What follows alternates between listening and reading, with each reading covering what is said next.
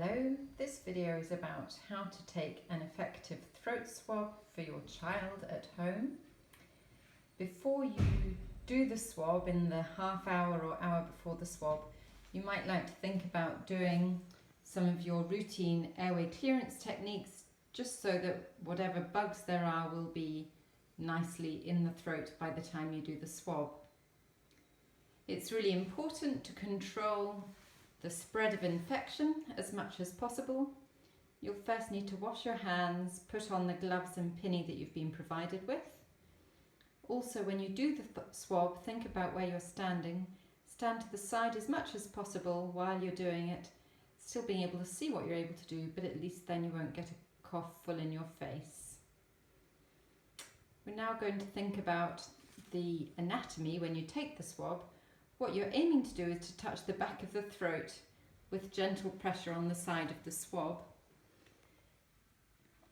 This is a picture inside the mouth. You'll see that there's the uvula hanging down in the middle of the throat, the tonsils on each side at the back, the tongue will also be in the way.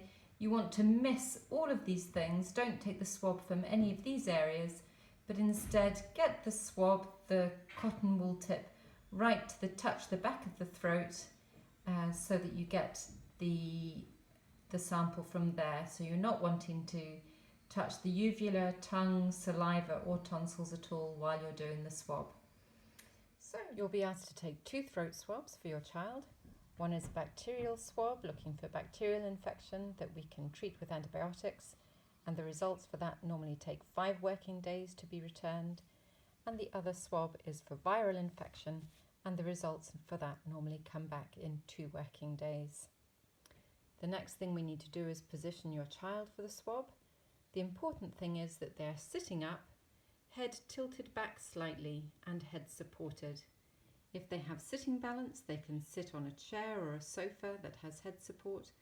Otherwise, you can have them sitting up in bed using pillows or in a wheelchair, or if they're small enough, sitting on a carer's lap with their head supported and the head tilted back. So now we'll start the swab. We're going to start with the viral swab. You'll need the viral medium and the swab. Take the swab stick out of the tube. Warn the child that it may make them gag when you touch the back of the throat. Ask them to tip their head back, open their mouth wide so you can see the back of their throat, and pop the tube right into the back of the throat. Bring it out carefully, open the viral medium, pop it in, snap the stick and close the tube. Then we're going to do the bacterial swab. Open the packet, take out the swab, and then the same again. This will make you gag again. Open your mouth wide, open your mouth wide. Visualize the back of the throat, stick in the tube to the back of the throat, may make them gag.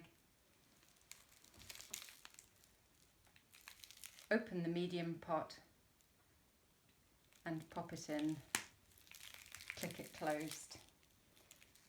These are now ready.